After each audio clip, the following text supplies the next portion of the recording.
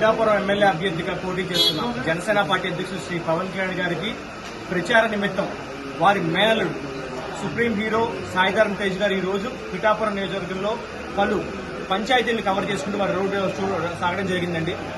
అది విజయవంతంగా ముగించుకుని తిరిగి మళ్ళీ వెనకొస్తున్నప్పుడు తాడిపర్తి గ్రామం నుంచి దాడుతున్నప్పుడు ఆ సందర్భంలో కొంతమంది వాళ్ళని గూండాలనాలా, రౌడీలనాలా, మరి వాళ్ళని ఏ విధంగా సంబోధించాలో మాకు తెలియదు కానీ వాళ్ళు కొన్ని గాజు సీసాలు, మరి ఏ సీసా మాకు తెలియదు కానీ కొన్ని గాజు సీసాలు మరియు కంకర రాళ్లు ఆయన మీదకి సాయిధరం తేజ్ గారిని ఏం చేసుకుంటూ ఆయన మీదకి విసిరే ప్రయత్నం జరిగింది. కానీ అవి ప్రమాదశాత్తు సాయిధరం తేజ్ గారిని తప్పించుకుని కింద ఉన్న మా జన సైనికుడు శ్రీధర్ తలకి చాలా బలమైన గాయం తాగడం జరిగింది. మరి మీరు అనుకోవచ్చు, సాయిధరం తేజ్ గారిని కొట్టడానికి ప్రయత్నించాము, జన సైనికుడు కదా వీళ్ళెవరో ఏం పట్టించుకోరేమో అని. మాకు సాయిధరం తేజ్ గారికి గాయం తగిలితే ఎంత బాధపడతామో మా జన సైనికుడు గాయం తగిలినా కూడా మా అధ్యక్షులు పవన్ కళ్యాణ్ గారు అంతే సీరియస్ గా తీసుకుంటారు. మరి మీలాగా జగన్మోహన్ రెడ్డి గారి లాగా చిన్న గులకరాయి తగిలిందో లేదో తెలియని రాయికి ఇంత బ్యాండేజ్ చేసుకుని రాష్ట్రం అంతా మీరు చేసిన డ్రామాలు, మీరు చేసిన సింపతి డ్రామాలా కాదండి. ఇక్కడ జన సైనికులు రక్తం కళ్ళను చూశారు ఈ రోజు మీరు పిఠాపురంలో. మా జన సైనికుడు తల నుంచి చిందిన ప్రతి రక్తం బొట్టు రేపు ఎన్నికల్లో మా జన సైనికులు మరింత కసితో పనిచేస్తారు. అంటే ప్రచారమే మిమ్మల్ని చేసుకునేమో ఎలక్షన్ ఎలా చేస్తారో మాకు వార్నింగ్ ఇవ్వడానికి ప్రయత్నిస్తున్నారా మీరు?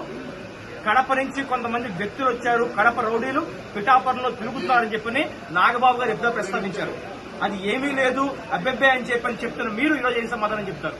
మరి మా జన సైనికుడు తలకి జరిగిన గాయం కానివ్వండి, మరి స్వయంగా ఎస్ఐ గారికి తగిలిన రాయి కానివ్వండి, ఎవరు విసిరితే వచ్చింది?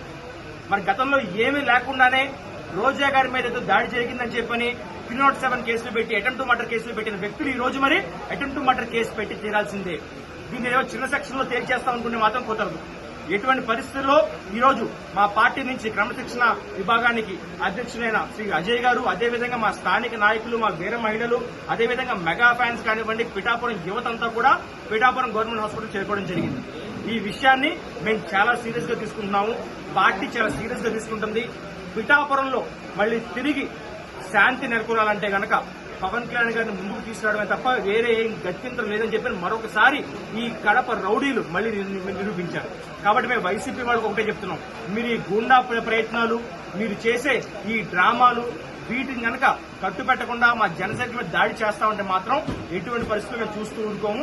వీటిని తప్పకుండా మేము పోలీస్ చర్యలు తీసుకుని అదేవిధంగా ఎలక్షన్ కమిషన్ రిప్రజెంట్ చేసి దీని మీద ఎవరైతే రాళ్లు విసిరారో, ఎందుకంటే ఇప్పుడు ఎలక్షన్ సమయంలో ప్రతి వీధిలో కూడా సీసీ కెమెరాస్ ఉన్నాయి, ప్రతి ఒక్క దగ్గర కూడా సర్వేలెన్స్ జరుగుతుంది.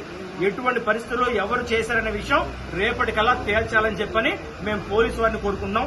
అదేవిధంగా వైసీపీ వారు కూడా హెచ్చరిస్తున్నాం, మరొకసారి ఇలాంటి రాళ్లు సీసాలు విసురుతా ఉంటే గనక కింద పిఠాపురంలో చాలా రాళ్లు ఉన్నాయి, చాలా సీసాలు ఉన్నాయి, మాకు చాలా చేతులు ఉన్నాయి. కాబట్టి అంతవరకు తెచ్చుకోవద్దు. శాంతియుతంగా దీన్ని ఎన్నికల సంగ్రామంలో మీరు రావాలి తప్ప ఇలాంటి పిచ్చి చేష్టలు చేస్తే మాత్రం మేము చూస్తూ ఊరుకోమని మరొకసారి మీకు తెలియజేసుకుంటున్నాం. అదేవిధంగా మా సోదరుడు శ్రీధర్, ఆయన ఆరోగ్య రీత్యా ఆయనకు కావాల్సిన అన్ని మెడికల్ సదుపాయాలు కూడా జనసేన పార్టీ తరఫున ఈరోజు అజయ్ గారు వచ్చి వాళ్ళ కుటుంబ సభ్యులతో మాట్లాడి వాళ్ళకి భరోసా ఇవ్వడం జరిగింది. తను పూర్తిగా కోలుకునేంత వరకు కూడా జనసేన పార్టీ బాధ్యత తీసుకుందని చెప్పని సంపూర్ణమైన ఆరోగ్యాన్ని అందించే విధంగా మేము ముందుకుంటామని మీకు తెలియజేస్తున్నాం.